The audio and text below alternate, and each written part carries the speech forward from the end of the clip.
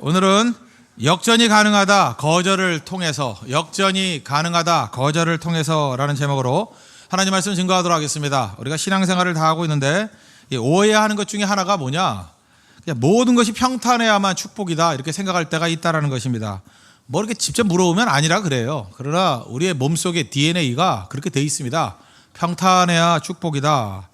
그래서 건강해야 뭐 하나님의 은혜가 임한 것 같고, 괜히 그 믿는 사람인데도 감기 몸살만 걸려도 뭔가 문제가 있다 그러고. 오늘 그 민전사님이 지금 감기 몸살 때문에 지금 파칼 입고 저러고 있거든요. 이 더위에 저렇게 파칼 입고 있는데, 그때 아까 지나가면서 그러더라고요. 무슨 잘못을 저질렀길래. 뭐 어떤 사람이 그러더라고요. 그죠? 뭐 잘못은 무슨 잘못이에요. 그냥 뭐 감기 걸린 거지. 그렇게 생각을 한다는 것입니다. 그리고 결혼을 일찍 한 사람은 뭐 하나님 축복이 임한 것 같고, 결혼을 늦게 하는 사람들은 뭔가 문제가 있는 것 같고, 안 그렇거든요. 원래 그 마지막에 나타나는 게 주인공이잖아요. 그죠? 원래 그 마지막 순간에 가는 게 최고일 수도 있는 건데, 우리 그렇게 생각한다는 것입니다. 취업 문제도 마찬가지죠. 하나님이 함께하면 취업의 문이 활짝활짝 열리는데, 취업이 안 되거나 1년, 2년 또 어려워지거나, 또 아니면 뭐 임시직에 있거나 계약직에 있거나 이러면은 뭔가 하나님 앞에서 뭐가 안 되는 걸 있냐 이렇게 생각을 한다는 것입니다. 그래서 그죠? 믿음이 온전해지기 위해서는 만사형통이 돼야 된다 이렇게 생각할 때가 많이 있다는 것입니다. 말로는 이렇게 안 하지만 기도할 때 보면 그래요. 기도할 때 보면은 이렇게 잘 안 풀리잖아요. 이렇게 일들이 형통하지 않잖아요.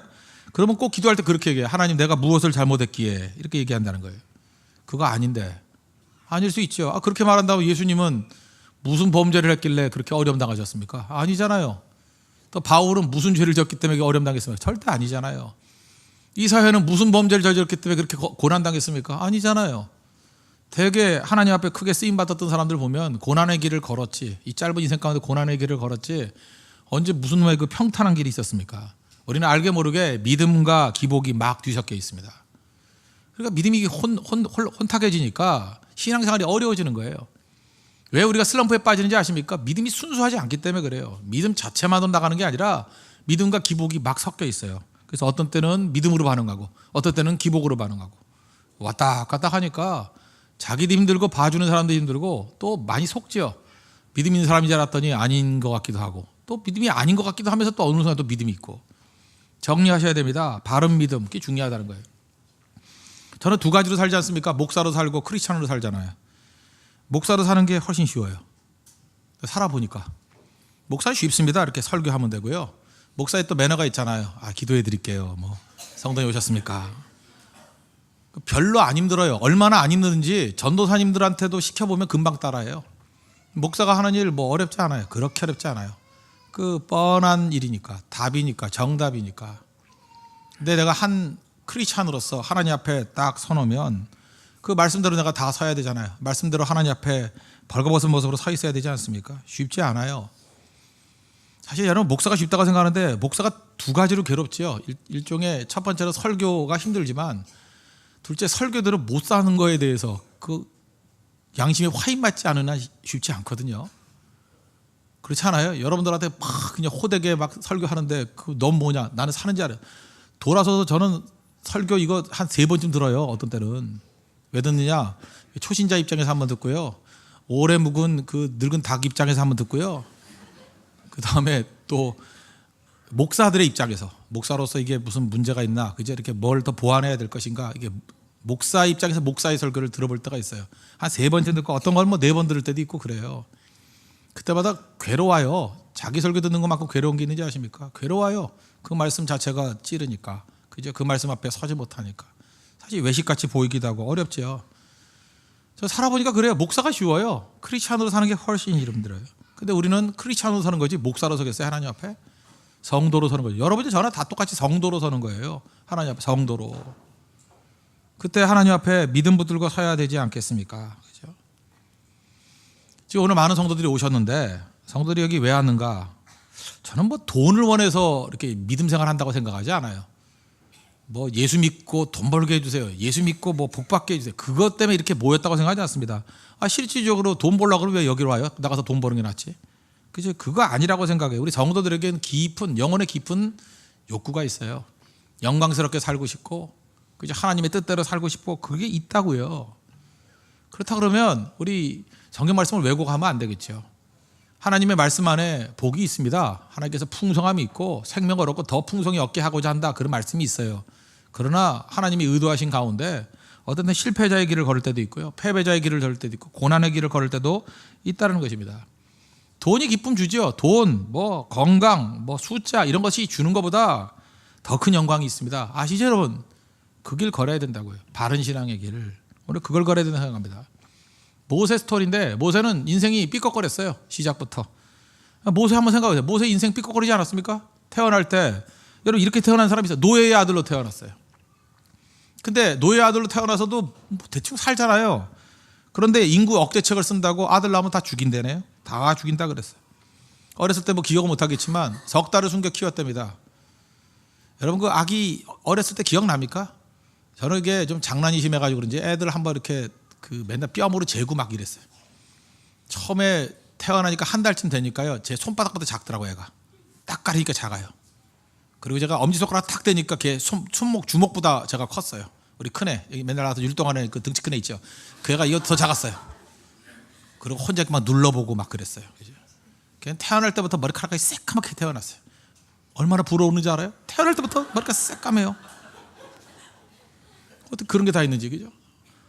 난 이렇게 오래 살아도 머리카락이 없는데 태어날 때부터 그렇게 새까마더라고요. 석 달 동안에 애가 울거든요. 애 울고 안 울고를 컨트롤할 수 없잖아요. 근데 울음소리가 나면은 그것도 뭐 저절로 듣다가 신고하는 게 아니라 잡으러 다녔잖아요. 감찰하러 다녔잖아요. 석 달 동안 아기를 숨겨서 키운다는 거 쉬운 일 아닙니다. 굉장히 힘든 일이에요. 견딜 수가 없어가지고 애를 나일강에 띄우잖아요.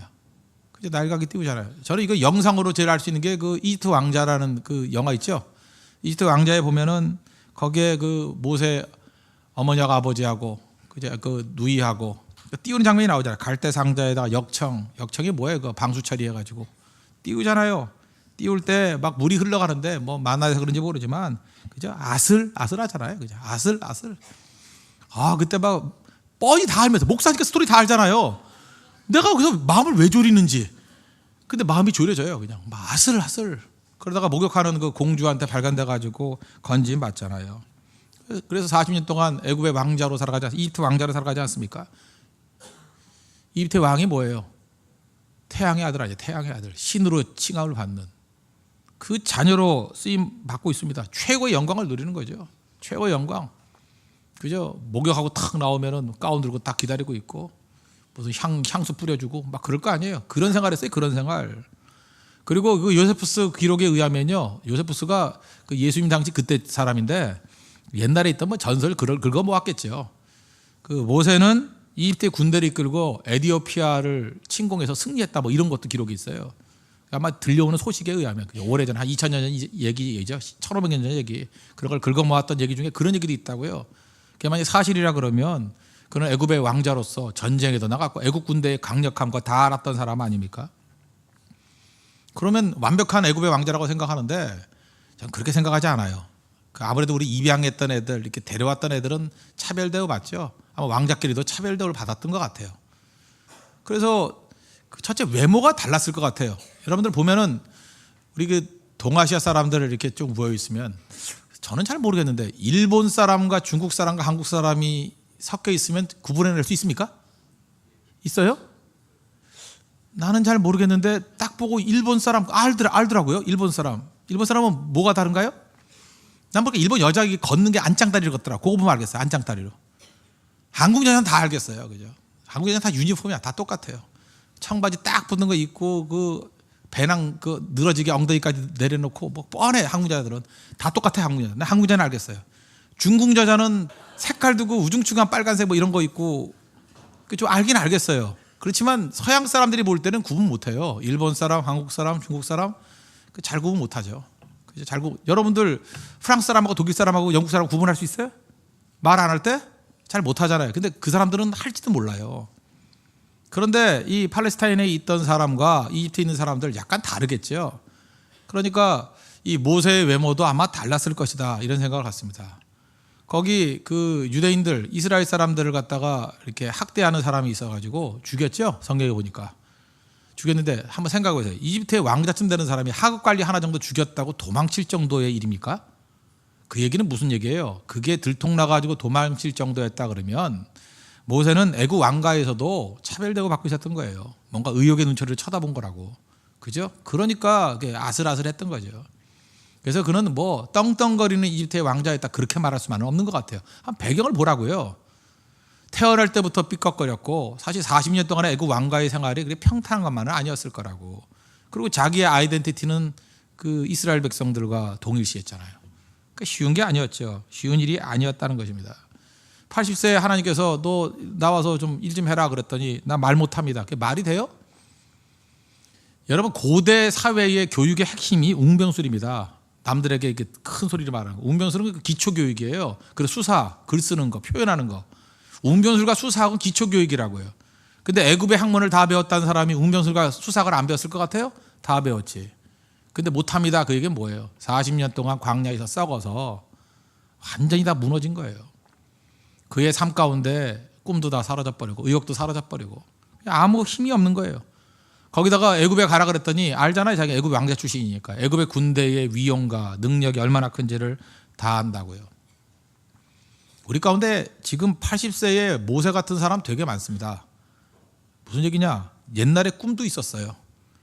그리고 모르는 게 아니에요. 아예 그냥 20살이었으면 좋겠어요. 그죠? 아예 18살이면 좋겠어. 근데 세상 물정도 웬만큼은 알아요. 하나도 도움은 안 되지만. 세상 무서운 거 알아요. 세상 시스템을 알아요. 애굽의 힘을 알아요. 내가 힘 없으면 다 알아요. 구조도 다 안다고. 다 무너졌어요. 의욕이 다 꺾여버리고. 40년 동안 양 치는데 양하고 교제해 보셨습니까? 양은 웃기는 존재입니다. 양은요 우리에게 비전을 주지 않아요. 양하고 있어봐요. 비전이 생기나. 양은 얼마나 그 무식한 놈들인지 글쎄 풀뿌리까지 다 뜯어먹는데요. 그래서 화만 난대요. 양 키우다 보면 화만 난대요. 오라면 안 오고 지들끼리 빠지고. 그래서 속 터지는 게 목자래요. 그래서 목자를 해봐야 된대. 목자를. 목자 해보셨어요? 이 교인들도 양하고 비슷해가지고 속 무지 썩여요. 그죠? 말 되게 안 듣고 지들끼리 싸우고 넘어지고 빡치게 하고. 그래서 염소 몇 마리 집어넣어야 돼. 그래 흩어지지. 그죠? 막 뿔로 받아야 되는데. 그리고 또 길 잃어버린 양들 나오고. 그래서 양과 목자의 비유가 정확히 맞는 것 같아요. 양 키우다 속 다 무너진 거예요. 아무 의욕도 없이. 그때가 모세였습니다. 그런데 인생에도 반전이 있어요. 우리 가운데 나는 이미 다 끝났어. 알 거 다 알아. 근데 안 되는 거야. 언제부터 인생에 반전이 나타나요? 두 가지예요. 하나님이 찾아오시면 반전이 일어나요. 하나님이 찾아오시면. 또 한 가지 반전의 핵심 키워드가 뭐냐? 거절이에요. 거절. 하나님이 함께 하시고 우리 인생 가운데 거절이 일어나면 세상에 대해서 거절, no, divine no, refusal. 이 거절하면 그때부터 능력이 나타난다니까요. 그러니까 오늘도 우리가 다시 일어서길 원합니다. 그러기 위해서 하나님이 찾아오시고 거절만 하면 돼요. 세 가지 거절입니다. 세 가지 거절. 우리 가운데 이런 거절을 통해서 하나님과 함께 새롭게 일어설 수 있는 믿음의 종 되기를 바랍니다. 첫째는 뭐냐? 가짜 정체성에 대한 거절. 이게 필요하다는 거예요. 24절 보십시오. 믿음으로 모세는 장성하여 바로의 공주의 아들이라 칭함받기를 거절하고. 내가 누구냐? 이거 되게 중요한 거죠. 내가 누구냐? 내가 누구라고 생각했어요? 바로의 공주의 아들이다. 이거를 거절했대요. 이게 되게 중요한 거죠. 우리 많은 사람들은요, 내가 누구냐? 그걸 갖다가 직업으로 생각해요. 우리 공부 열심히 하는 이유가 뭐예요? 좋은 대학 가려는 이유가 뭐예요? 좋은 직장 가려는 이유가 뭐예요? 그걸 통해 나를 표현하려고. 너 누구냐? 그러면 뭐 의사다 그러고. 너 누구냐? 그러면 뭐 교수다 그러고. 뭐 그런 걸 표현하려고 그래요. 너 누구냐? 그러면 목사다 그러고. 직업이 직업. 내가 누군지에 대해서 이렇게 환경으로 어떤 타이틀로 나를 설명하려고 하는 그런 시도가 많이 있다는 것입니다. 그게 납니까? 아니죠. 한번 생각해 보세요.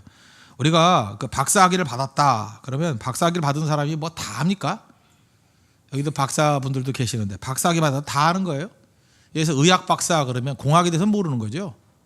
안 그렇습니까? 신학도 마찬가지예요. 신학 얘기를 듣는다 그러면 실천신학 한 사람 그러면 조직신학 몰라요. 조직신학 한 사람 성경신학 잘 몰라요.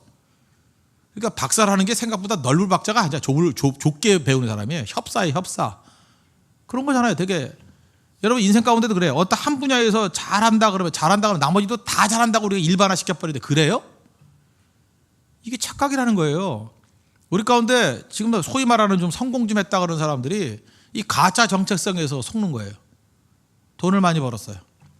어쩌다 돈을 많이 벌었어요. 돈을 많이 버는 거는 그건 축복도 아니고 은사예요. 어떤 사람은 뭐 나머지 하나도 못하는데 돈 잘 버는 능력이 있어. 그럼 은사라고 은사. 돈만 잘 벌어. 어떤 사람은 음악만 잘하는 사람 있잖아요. 어떤 운동만 잘하는 사람. 그런 사람 있잖아요.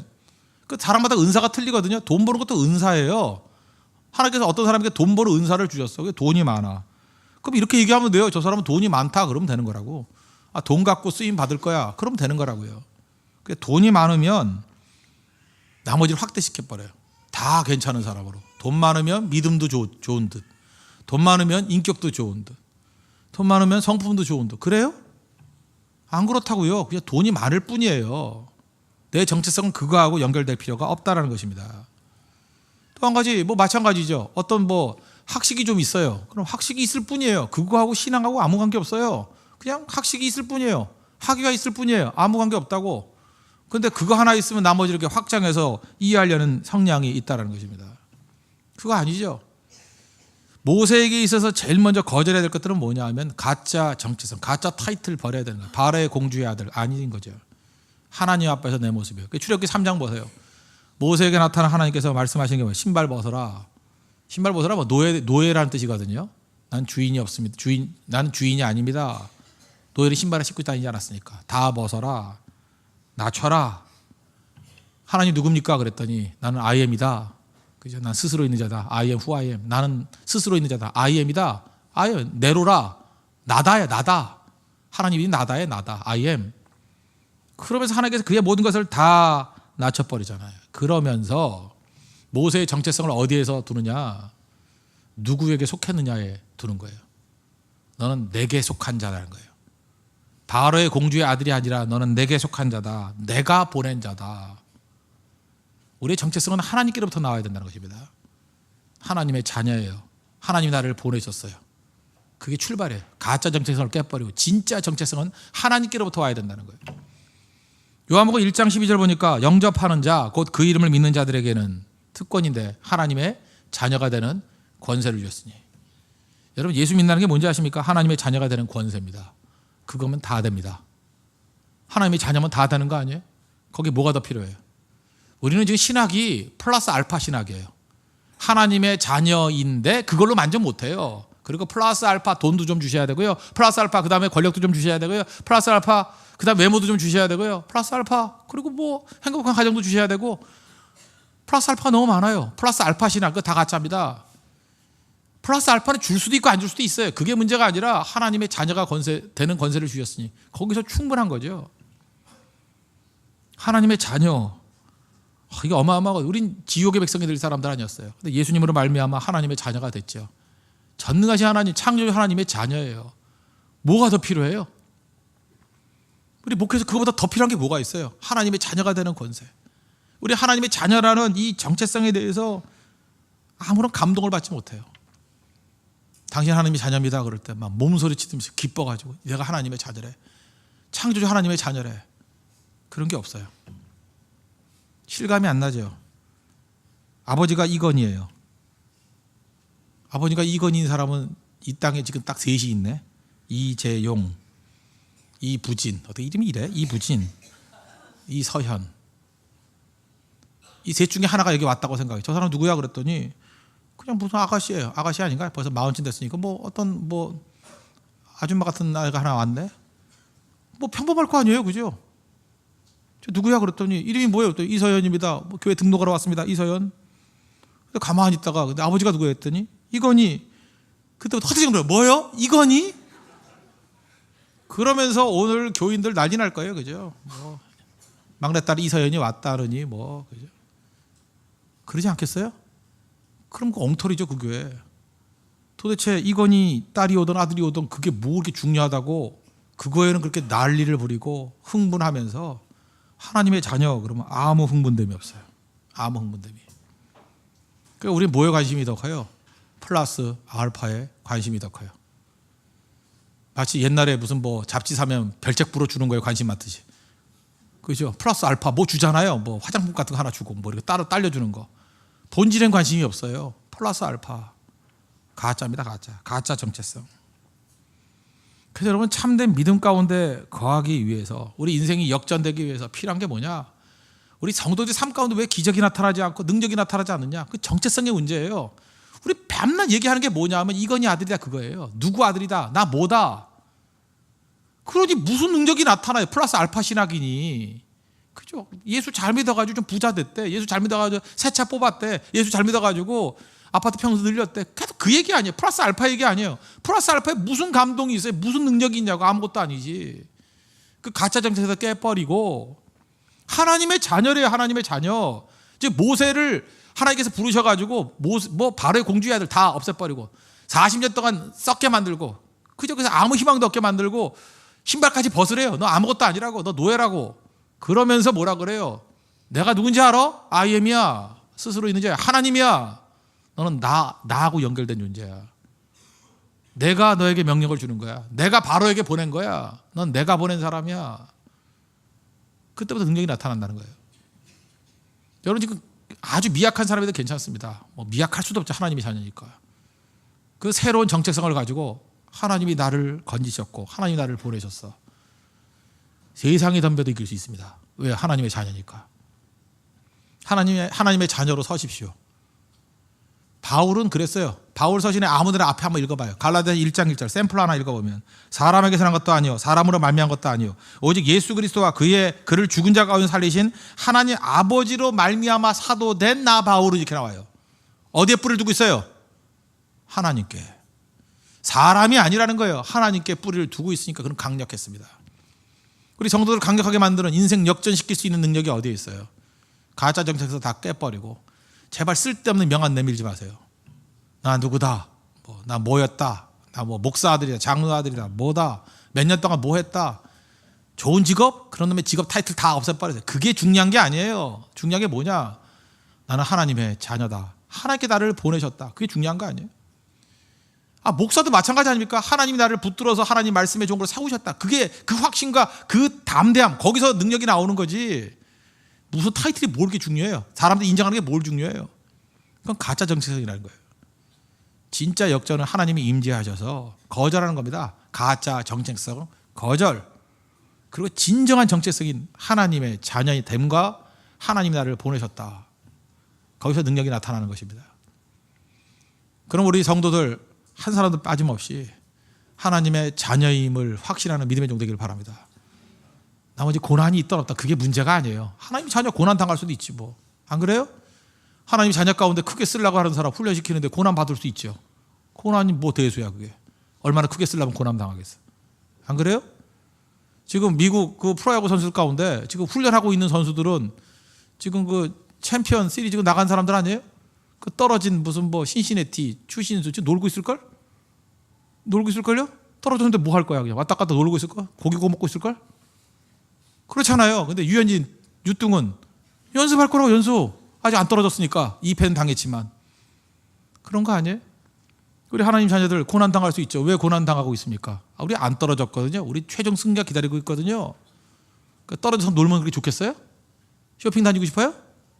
아니에요. 우리는 결승전에 올라간 사람들이에요. 최종 승리할 사람들이에요. 그건 고난이 자부심이죠.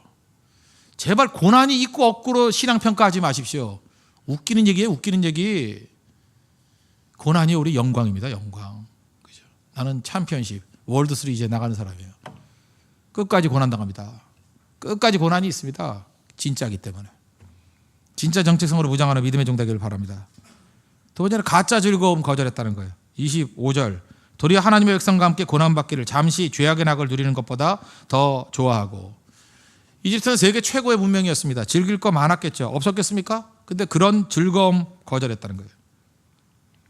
예수 믿고 난 다음에 즐거움이 있죠. 우리 교회는 홍대 앞에 있잖아요. 홍대 앞에 아마 전국에서 제일 놀기 좋은 데일걸요? 여러분 놀 거를 몰라서 그렇지. 한번 찾아다녀 보십시오. 얼마나 먹을 때 많고 놀 때 많고 재밌을 때가 많은지 아십니까? 지금 몰라서 여기 오신 분들도 있죠. 밖에 나가봐요. 돈과 시간만 있으면 물론 너무 늙으면 안 받아줘요. 그런데 그렇지만 많이 있다고요. 많이. 그런데 그거를 거절했다.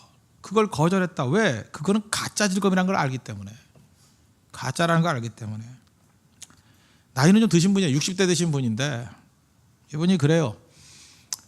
인생이 참 공허하고 죄책감이 있답니다.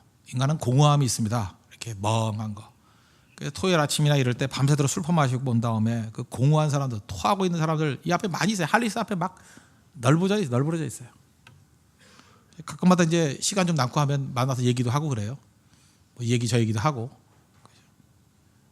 근데 그 60대 되신 분은요, 그래요. 자기 술을 마신대요. 왜 술 마시냐? 공허해서. 근데 술을 마시면 더 공허해진대요. 마셔보신 분은 알죠? 외롭대요. 사람의 외로움이 뭔지 아십니까?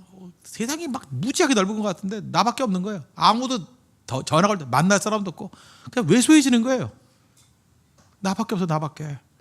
술 위에는 잊을 길이 없는 거예요. 근데 술 마시면요, 풀리는 게 아니에요. 더 외로워진대요. 더 외로워진대요. 거기서 알 수 있는 게 뭡니까? 다 가짜예요. 해보신 분들 많잖아요. 우리 교인들은 다 해보셨잖아요. 만족이 있어요? 쾌락에 만족이 있냐고요. 쾌락에 만족이 있으면요, 토요일이나 주일에 여기다 플랜카드 들고 나와야 돼요. 나같이 살아봐라, 그죠? 밤새도록 놀았더니 이렇게 만족이 있더라. 이 기쁨, 세상이 주는 기쁨과는 차원이 달라. 이런 사람 봤어요? 다 그 30 한 중간쯤 되면은 나도 다 해봤다. 너도 빨리 나와라, 그죠? 거기 답 없다.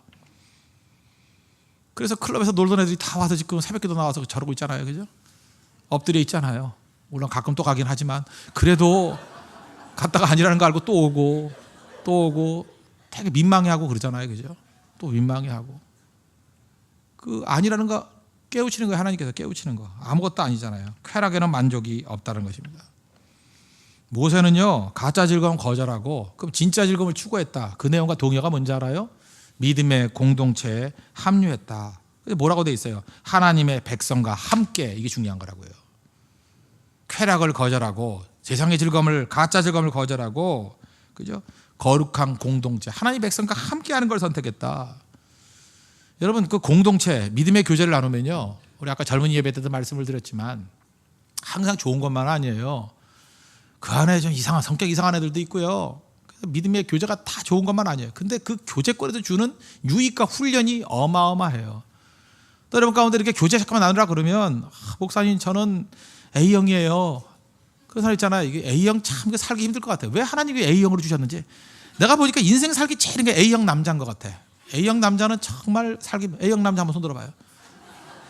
이거 힘들잖아요. 이거 앞에 앉아가지고 남자끼리 둘이 앉아 저러고 살잖아요. 그죠? 저게 쉬운 게 아니라고. A형 남자들은요, 일단 이게 교제하는 게 쉽지가 않아요. 쉽지가 않고, 그 다음에 성격이 좀 이렇게 예민하다 그래야 되나. 상처 잘 받고요. 그죠? 그 다음에 슬럼프 오래 가고요. 동굴 속에 들어가면 나오질 않아요. 지가 곰이라고 나오질 않아요. 맨날 마늘 먹고 있다가 1년 있다 나오고 막 이래요. 그게 내성적인 A형 남자. 저는 딸이 둘이 있는데 웬만하면 A형한테는 안 보내려고 그래. 내가 진짜 내 A형을 나가서 봤는데 너무 힘든 인생을 살아. 그 본인 자체가 괴롭게 살아. 그죠? 힘들게 사는데. 근데 그렇게 얘기하잖아요. 목사님, 나는 이 내성적인 A형인데요. 나는 혼자 삭히는 곰 스타일의 A형인데요. 잠깐 교제만 하라 그러면 어떻게 합니까? 그러는데 그렇지 않아요. 그래도 교제권에서 얻는 게 더 많다고요. 제가 누누이 말씀드리잖아요. 새벽기도 혼자 나와서 한다면 하겠어요? 근데 공동체가 있으니까 새벽에 나와서 기도할 수 있고요. 혼자서 철야기도 하겠냐고. 근데 공동체가 있으니까 철야기도가 가능해지고. 우리 선교 간다는, 베트남 선교 간다, 인도 선교 간다, 네팔 선교 간다. 혼자 가려면 가겠냐고. 그거 교회에서 틀을 다 잡아주니까 그냥 등록만 하면 갈 수 있는 거지. 공동체가 그렇게 중요한 거예요. 그래서 모세가 선택한 게 뭐예요? 가짜 즐거움을 거절하고 공동체 안에 들어갔다라는 거예요. 그건 믿음입니다. 믿음.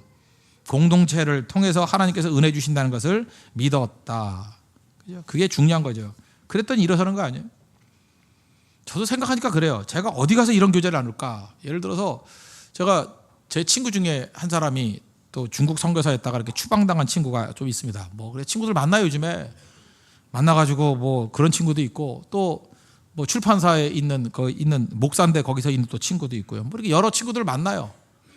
만나는데 제가 지지난주에 무슨 대화 나누는지 알아요? 어떤 학년 그 친구가 그러더라고요. 전 목사. 그래서 네가 전 목사 안 그래도 전 목사다. 왜 그러냐 그랬더니 자기가 목사인데 신약 성경을 정독을 했대요. 정독을 했는데 하나님께서 너무나도 많은 그 꿈과 비전을 주셔서 가슴이 벅차오른대. 그런 얘기를 하더라고요. 그래서 제가 또 물었죠. 그래서 그 말씀 가운데 도대체 너는 무슨 꿈을 받았니? 그랬더니 자기가 이런 꿈을 받았다 하면서 대화를 나누더라고요. 제가 그런 대화를 2시간을 했어요. 나 생각해보니까 딴 사람이 들으면 저 사람들 그 화성에서 만나 금속에서 만나 그럴 거예요. 나는 성경 말씀 읽었더니 꿈을 꿨어. 나이 50 넘은 사람들이 무슨 꿈을 꿨니? 그래서 그 꿈 나한테 주면 팔래, 같이 나눌래 하면서 그 잘 모르는 사람이 보면 다 정신병자들이에요. 둘이 앉아가지고 꿈 얘기하고 있어요. 꿈 얘기. 하나님이 이런 꿈 꾸셨지. 정말 하나님 좋으신 분이지. 그죠? 나도 그 꿈 갖기를 원해. 우리 서로 기도해 주자. 진짜예요. 친구끼리 누가 보려고 하는 쇼도 아니에요. 그리고 헤어지면서 기뻐하는 거예요. 이런 교제권 이거 어디서 할 수 있어요? 어디서? 예수 믿지 않는 사람들 50대 모이면요, 밤낮 어디 가서 맛있는 집 어디냐, 뭐 먹었다, 뭐 이런 소리밖에 안 해요. 들어오면 하나도 남는 게. 트위터 같은 데 들어가서 한번 그 나누는 대화들 봐요. 트위터는 뜻이 그 제잘거리다는 뜻 아니에요. 새가 짹짹거리다. 새만도 못한, 새 대가리 만도 못한 얘기들이 널리고 있잖아요. 그런 거. 그런데 그 대화의 그 무게를 보세요. 무게를. 어떻게 이런 대화를 할 수 있냐고. 이 가능한 이유가 뭐예요? 하나님의 백성과 함께해요. 여러분 인생에 무게 있게 살기 위해서는 세상의 즐거움 거절해버리고요, 하나님 백성과의 교제권에 들어오셔야 됩니다. 그러면 미숙해 보이고 부족해 보이더라도 하나님 말씀 안에서 깊이 있게 나타나게 돼 있어요. 이 말씀 앞에 같이 이렇게 묵혀 있다는 거, 같이 뒹굴고 있다는 게 얼마나 무서운지 아십니까? 우리 그 삼다수 얼마에 팔아요? 외국 갔더니 삼다수, 우리나라도 삼다수 비싸게 팔더라고요. 조그만 500ml 같은 거 보니까 뭐 $1 가까이 받더라고요. 한 1,000원. 1,000원 정도 받아요. 그런데 에비앙 건 3불, 4불 받아요. 3, 4천, 3배, 4배 비싸요. 에비앙이 왜 비싼지 알아요? 스위스 그 알프스에 내려온 거 알죠? 그 레만 호수라고. 레만 호수의 옆에 있는 데서, 그 레만 호수 바로 옆에 우리 교회도 스위스 살다 온 사람이 있는데 거기에 에비앙이라는 마을이 있어요. 거기서 퍼올린 생수예요. 근데 이 에비앙이 왜 가치가 있느냐 하면요, 스위스에서 이렇게 눈이 녹아가지고 땅 속을 기어오는데, 이것도 스위스랑 뻥치는 것 같아. 15년 동안을 묵혀서 내려온 거래요. 15년 동안 내려오고 녹음물이 땅에 스며들어가지고 수십 킬로, 에비앙까지 내려온 게 15년 걸린대요. 15년. 조금씩 내려와가지고. 그래서 자기들끼리 그 정화된 물 끌어올리니까 가치가 있대요. 믿지 마십시오. 무슨 놈의 물이 15년을 내려와요. 그건 아닐 리. 15년이면 다 썩었지 거기서. 그러나 나는 분명히 과장이라는 건 알고 있지만, 어쨌든 간에 알프스의 물이 에비앙까지 내려오려면 꽤 거리가 멀대요. 그 먼 기간 동안에 물이 흘러오면서, 그죠? 자기들끼리 정화되는 거 아니에요. 그게 가치가 있는 거죠. 그냥 떨어진 물이 아니라 하늘에서 떨어진 물 받아먹지 않잖아요. 그 과정을 거친 거. 성도와 성도와의 교제도 그런 가치가 있는 거예요. 오랜 기간 동안에 믿음의 사람과 교제를 나누다 보면 영적인 에비앙이 돼버리는 거예요. 그죠? 처음에 더러운 물이었는지 모르지만 그 교제 가운데 정화되고 벌써 나누는 가치가 다르잖아요. 말씀을 나누고 예배를 같이 드리고 같이 철야 기도를 같이 했고 같이 새벽 기도를 했던 사람들, 똑같은 말 나오겠어요? 똑같은 말? 한마디를 하더라도, 그죠? 물론 세속적이 된다 할지라도 어느 순간인가, 야 우리 이렇게 살면 안 돼. 그 한마디, 그게 에비앙이에요. 에비앙. 그 가치를 놓치지 말라고요. 언제 우리 인생의 역전이 일어납니까? 세상의 즐거움 거절해버리고 하나님 백성과 함께 고난받는 것을 즐거워할 때예요. 하나님 백성과 함께 고난받는 걸 즐거워하셔야 됩니다. 하나님 백성과 함께 고난받는 거. 이번에 네팔 성경 간다 그랬더니 어떤 사람이 그래요. 자기 가겠대요. 어떤 분이 그랬어요. 왜 가냐 그랬더니, 이거 고생이 많다 그러는데, 고난이 많다 그러는데 같이 가서 고난받아야죠. 정확하게 모세 같은 고백을 하고 있는 거예요. 하나님의 백성과 함께 고난받는 것을 더 좋아했다고, 더 즐거워했다고. 주와 함께 고난받읍시다. 세공하나 나와서 기도하십시오. 전도하십시오. 고난받는 길에 주의 백성, 하나님 백성과 함께 고난받기를 즐거워하는 믿음의 종 되기를 바랍니다. 그 사람이 역전의 인생을 산다는 거예요. 하나님이 그의 인생을 반전일으킨다는 것입니다. 그게 모세예요. 세 번째 거절은 뭐냐 하면 잘못된 성공에 대한 거절이에요. 28절, 26절, 그리스도를 위하여 받는 수모를 애굽의 모든 보화보다 더 큰 재물로 여겼으니 이는 상주심을 바라봄이라. 믿음도 수준이 있어야 된다 그러죠. 내용이 있어야 된다는 거죠. 우리가 뭐 경제적인 어려움이 있고 가난하고 질병 가운데 있어도 그럴 수 있지요. 성공이 뭐예요? 평탄한 게 성공이냐고요. 성공이 뭐예요? 뜻을 이룬 게 성공 아니에요? 주와 함께 고난받는 게 성공 아니에요? 하나님의 뜻을 이루는 게 성공 아니냐고요. 그렇다고 그러면 하나님께서 우리를 믿음 주시고 또 은혜 가운데 고난도 같이 받기를 원하는 것, 그게 있어야죠. 그래서 마귀가 우리로 하여금 자꾸만 세상일 것 같고 약 올린다고요. 야, 너 예수 믿으면서 이렇게 맨날 병만 걸리냐? 너 뭐 철학에도 열심히 한다더니 왜 감기 걸리니? 지금 10월 달인데 웬 팍하니? 그러고도 전도사니? 뭐 이러고. 그럴 수 있잖아요. 그죠? 그런 거에 흔들리면 안 된다는 거예요. 세상은 계속해서 너 그렇게 사는 거 아니야. 이렇게 유혹을 해요. 그렇게 살아서 뭐 할 거야? 분명히 그래. 믿지 않는 사람이 와가지고 너 교회 다니다 나아진 게 뭐 있어? 되는 일이 뭐 있어? 뭐 사업이 더 잘 되냐? 사업도 안 되지. 뭐 그러면서 그죠? 뭐 학점도 안 나오지. 뭐 이런 거 계속 시비 건다고요. 신경 쓰지 말아야 돼요. 그 잘못된 성공이에요. 그 성공을 추구하는 게 아니고 그럼에도 불구하고 끝까지 하나님 바로 감사하고 믿음 흔들리지 않는 게 승리야. 그거 붙들어야 돼요. 그거. 여러분 마귀가 우리 유혹하는 거 이기는 거 갖다가 한 가지 딱 투사 얘기해 주면 정확히 맞을 거라 합니다. 스페인에 가면 투가 있죠. 투는 우리는 보통 생각할 때 소하고 투사 1대1로 싸우는 거라고 생각하는데 그렇지 않습니다. 이 투는 정확한 규칙이 있어요. 먼저 블루랄렐로라는 사람이 있어요. 블루랄렐로. 발음도 힘드네. 블루랄렐로. 얘는 누구냐 하면 처음에 나가가지고 이게 빨강색 망토 들고 있죠. 망토. 이 카포테라는 건데 이 카포테 망토 들고 약 올리는 애예요. 그래서 블루랄렐로 약 올리는 거 있잖아요. 랄렐로 얄린 거 있잖아요. 블루랄렐로 이게 약 올리는 애예요. 빨간색 망토 들고 약 올리는 거 계속 흥분하게 만들어요. 블루랄렐로 이렇게 약 올리는 거예요. 그죠? 그러면 이제 이게 씩씩거리는 거예요. 이제 얘가 이제 얼쩡거리니까 그죠? 기분 나쁜 거죠. 이제 그래서 이 블루랄렐로가 되게 중요하대요. 약을 올려야 되니까 카포테라는 천 갖고 약 올리는 거예요. 그러면 그 피카도로라는 사람이 있습니다. 피카도로는 뭐냐? 그 말 타고 나타나는 사람 있죠. 말 타고 나타나는 사람이 창으로 찌르는 거예요. 등을 몇 개 찌르는 거예요. 힘 빼게 만들려고. 그래서 피카도로라는 사람이 말 타고 가면서 이렇게 찔러요. 그래서 뭐 어떤 때는 3개, 4개 이렇게 찔려 있죠. 그렇죠. 힘이 많이 빠져 있는 거예요. 그러다가 한껏 관중들이 흥분돼 있으면 마지막에 마카도로라는 사람이 그죠? 혼자 나가가지고 그 사람이 이제 최고의 주인공이에요. 창을 하나 들고 가가지고 목으로부터 시작해가지고 이게 소가 이렇게 고개를 딱 들면 목을 딱 친대요. 목으로부터 창을 탁 찔러가지고 심장까지 찌르면 팍 쓰러져 버린대요. 정확하게 목으로부터 심장까지 팍 한 방에 보내야 된대. 한 방에. 그래서 소가 팍 쓰러지면 모든 사람이 일어나서 흥분하면서 이겼다라고 박수 치는 거래요. 이게 과정이에요. 과정. 그러니까 첫 번째는 블루랄렐로 약 올리는 자. 그 다음 힘 빼게 만드는 피카도르. 그 다음에 목으로부터 심장까지 찌르는 마카도르. 이게 투예요. 그러니까 투는 볼 것도 없습니다. 100% 인간이 이기는 싸움입니다. 분업화돼서 이기게 돼 있어요. 그래서 투장에 나가는 소는 죽게 돼 있습니다. 그래서 너무 잔인하다고 하지 말라 그러잖아요. 그런데 투장에 들어간 소는 죽을 운명인데 안 죽는 방법이 딱 하나 있대요. 블루랄렐로가 아무리 약 올려도 계속 큐티를 하고 있으면 된대요. 계속 생명의 삶을 묵상하고 있으면 된대요. 그죠?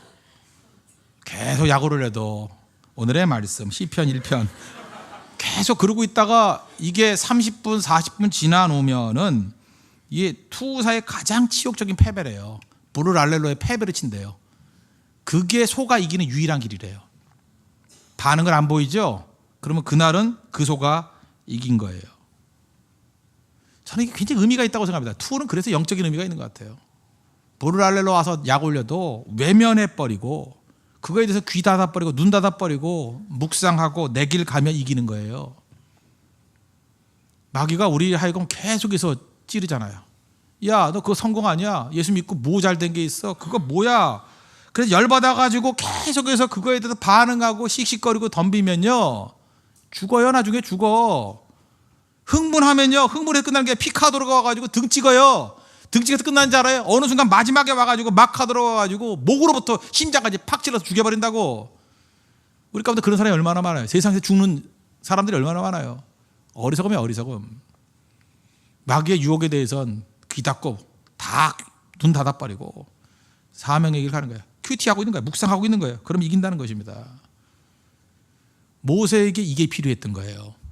그래서 40년 동안 썩는 겁니다. 다 썩어버리고 애굽의 모든 보아 갖고 유혹에도 넘어가지 않아요. 그죠? 묵상하는 소예요. 큐티하는 소예요. 그리고 하나님께서 내게 주신 걸 향해서 나아가니까, 상주심을 바라보고 나아가니까 승리하더라. 이게 역전 인생의 특징이라는 것입니다. 믿음이 뭔지 아시겠죠? 흥분한다고 되는 게 절대로 아니라는 것입니다. 역전은 가능합니다. 뭘 통해서 가는 거예요? 거절을 통해서. 거절을 통해서. 세 가지 거절 꼭 합시다. 그죠? 세 가지 거절. 첫 번째, 세상이 주는 가짜 정체성 거절해야 되고, 두 번째, 세상이 주는 가짜 즐거움 거절해야 되고, 세 번째, 세상이 주는 가짜 성공 거절해야 돼요. 그리고 주와 함께 서 있으면 일어서는 승리의 백성이 될 수 있다는 것입니다. 바른 믿음 가지고 승리할 수 있는 믿음의 종 되기를 축원합니다. 기도하겠습니다. 이 시간 다 같이 하나님께 간구하도록 하겠습니다. 하나님, 거절을 통해서 역전이 가능합니다. 하나님, 이런 거절을 통해서 승리하는 인생 되게 해달라고 다 같이 하나님께 간구하도록 하겠습니다.